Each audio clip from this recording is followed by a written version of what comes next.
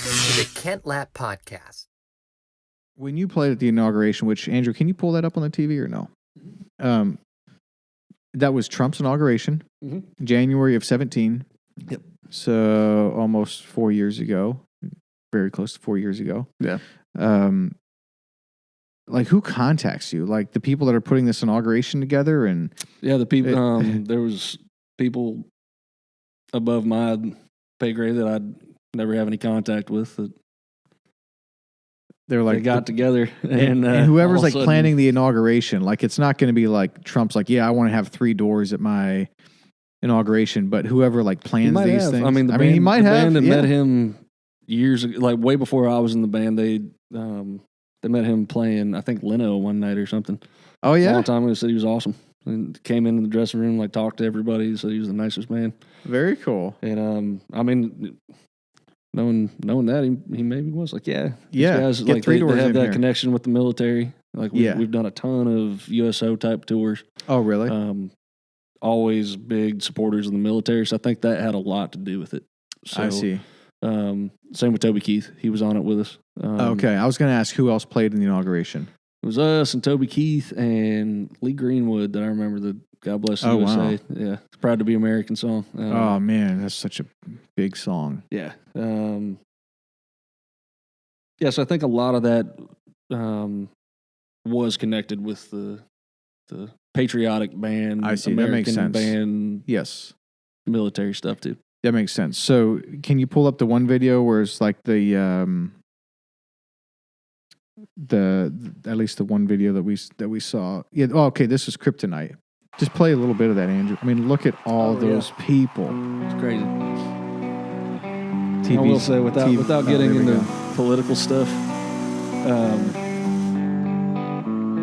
I remember when we did this because like the whole fake news thing was starting.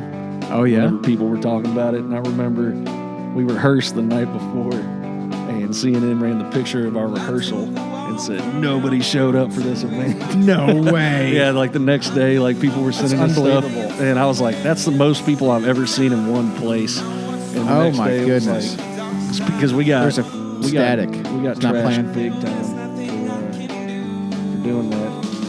You got trashed for doing what? For playing the inauguration. It was like 3 doors got trashed for playing the inauguration. Hatred. Yeah, like from your fans or from who? It was definitely it wasn't the fans. It was the same like people that always that didn't want freak out. Trump to be elected or what? Yeah, those same people that always freak out over shit. They were very unhappy that we were doing that. It could have been anybody. They attacked everybody for doing it, but that was there's big. Justin. Look at that. Dang, it's short. What does that feel like, man? I mean, look at this stage. It was I haven't seen that in a while. It's kind of a blur, to be honest. Yeah, It's a blur. It was a lot of security in and out of stuff. I believe that. Yeah. But we'll say everybody we came in contact with backstage. Thanks, Andrew. Everybody who worked for the different stuff, like all races, all nationalities, like everybody that was working on that was so cool, and they were so happy to be doing stuff. Like it wasn't a negative thing at all. There was no. I didn't come in contact with a single negative person working on anything back there. I see. So I think that with all the negativity going into it, it lightened the mood big time. Everybody was having a great day. They were like, "Hey, thanks for playing. This is cool." Oh yeah, yeah, this is a big deal. I mean, I don't care who it is. Like, play for a president. Oh yeah. So yeah, that's a big deal. I'd do it again. Do it again in a heartbeat. Yeah. So anybody anybody always gives shit or something, I'm like, kiss my ass. Yeah, exactly. Do it again. Yeah, I mean that's such an honor to play for any president. Yeah, I mean it's a big deal. It is a big deal for sure. Do you think Trump gets a negative light cast on him? I mean, for obvious reasons, from people that are trying to take over, trying to make him look bad to get him out, and so their party can come in, all these things. Do you think he just deals with that almost on every level, or probably? Or do you think there's like sometimes he does, I don't know, do some weird stuff? Or I'm sure it's a mix. I've always been pragmatic with voting. I usually don't ever talk about politics stuff just because it's so annoying right now. But I think it's one of those things, like since probably like the early Obama years, media, social media, the connection that we all have has turned politics into such a divisive Yeah, it has.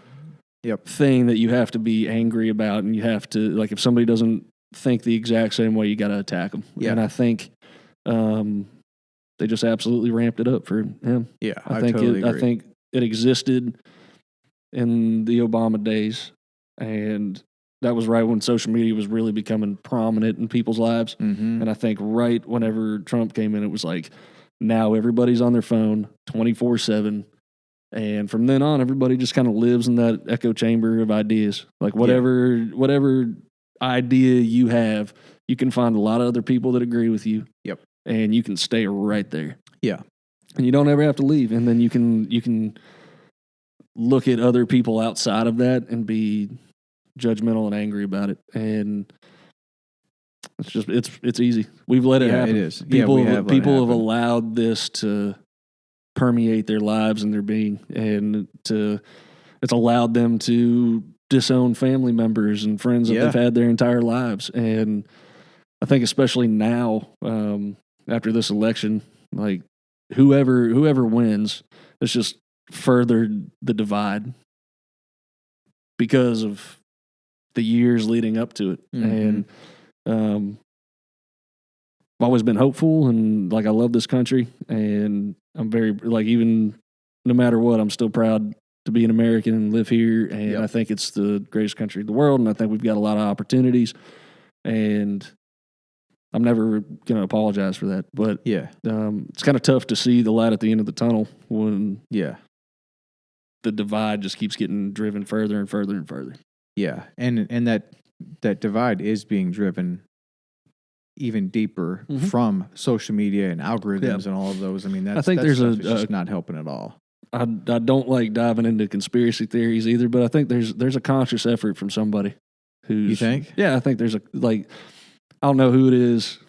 Yeah. I don't know what it is. I don't know what the end game is, but I think there's, like, you can get on social media right now today, and if you posted something saying like this election was rigged, Instagram takes it down, Facebook takes it down instantly. Like, it's gone. Like, your account's flagged, and all of a sudden you can't post. Yeah. That's weird to me. Yeah, that's weird to me, You can't get on Twitter and say stuff like the First Amendment, the freedom of speech is gone. Yes. Like, you can't just get on and say shit. Well, that's exactly right. So I think when it comes to your point about motivation and something, someone's being behind this, I don't disagree with that. But when you look at what they're taking down, it does tend to be more. Yeah, I mean, from what I've seen, it tends to be more on the conservative side that they're taking that down. Yeah. So that's at least some insight into what it seems like what's going on here.